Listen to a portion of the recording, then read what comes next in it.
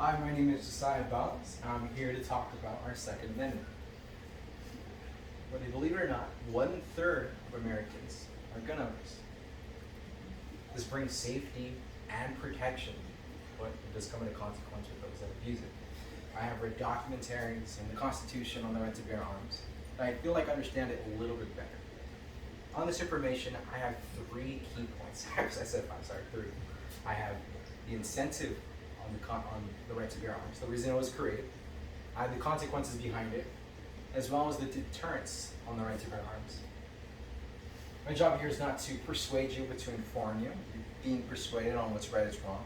That's your guys' choice on the information that I give you. Now, allow me to start on the incentive on the right to bear arms. This is technically, you could say this is the good of it. I think it's kind of obvious to say that the right to bear arms brings protection. You know, the home invasions are a thing, and unfortunately, they're very common in America. So, having the right to bear arms is a good way to defend yourself. You know, just in case something happens to your children, your family. These things are things that you have to take into account when it comes to the right to bear arms. Having a weapon, having the right to have a weapon, it brings you that safety net, that acknowledgement that you have a way to defend yourself. You have a way to, just in case someone tries to attack you, you have the option to defend yourself. And having that option is very important. Having the option of safety and having the option of maybe I do have to use this. It's always available because that is your civil right as an American. So obviously there's plenty of good with the right to bear arms. But with this information, I'm here to also talk to you about the consequences of having it. So allow me to get into my second point, which is the consequences of having the right to bear arms. And now, unfortunately, I think it's obvious that crime is one of the most important factors on the right to having a weapon, the right to bear arms. There are people who abuse it. Unfortunately, it wasn't created for this situation, but it does happen. That is common in America. Homicide rate is through the roof, especially when it comes to guns. I believe there was something like 60 or 70% of crimes when involving homicide rate were used by a weapon, specifically pistols. But the right to bear arms, that's a consequence of it. And dear God, I mean, to talk about like things such as school shootings, you know, I believe the second most country with school shootings, I believe it's South Africa with 8 between 2009 and 2019. That's 8. Some say that's a lot. In Mexico, that would be the 3rd most country with school shootings with 6. Our country, our great America, 288 school shootings between 2009 and 2019. We have a 36 times more likely to have a school shooting here than the 2nd most country. There's a lot of consequences of the right to bear arms. But it is our civil right. I mean, when you're looking at the right to bear arms, it's important to have the mentality, the correct mentality. Because if you don't have the correct mentality on the right to bear arms, that's where things such as suicide happens. That's where they call it risk of feelings when it comes to that kind of mentality. The idea that if you are hurt or you feel attacked or something happens to you, that you kill the person. And unfortunately, this happens all the time with homicide rates and things like that. It's because having a weaponry, you feel like you have that ability, you feel like you have that power, and people abuse that.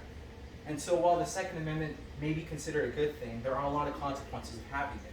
People abuse that power all the time, and it's very unfortunate. School shootings, homicide rate, mentality, these are all things and factors that happen. These are all consequences of having weapons. Now I've spoken about the good. You know, we have protection, we have safety. You think of your family, you think of your children. These are all factors when it comes to having the right to bear arms. And obviously there's bad. There's the homicide rate, there's crime rate, there's so many factors. There's school shootings, there's mentality, there's a lot of factors when it comes to the consequences of having weapons. But let me talk about the real reason why we have this. Let me talk about the reason we have our Second Amendment. Now when I talk to people, I ask them, why do you think we have the Second Amendment? They always say, for protection, for defense. Unfortunately, that's not true. It is a factor, but that's not the real reason it was created. You know, I believe it was back in 1791 when the Constitution was created. That's when it was the most necessity to have the right to bear arms. Obviously, we feared nations of invading our country. And so the right to bear arms comes with something called deterrence. Going to my third point, Well, let me finish real quick. My first point was the incentive. My second point was the consequences. And my third point is going to be the deterrence of having the right to bear arms. Government deterrence was probably the most important factor. It says in the Constitution that we needed a well-regulated militia in the state in order to defend ourselves from our own government. Just in case we think the government is abusing their power, we have the right to defend ourselves, defend our homes. That, I would probably say, is a good thing. That probably goes with incentive. It's a positive thing. And not only do we have to worry about government deterrence, but we also have to worry about war deterrence, which is, for us, not to worry about. But for other countries, this is one of the reasons why our nation is feared about being invaded. Other countries fear America.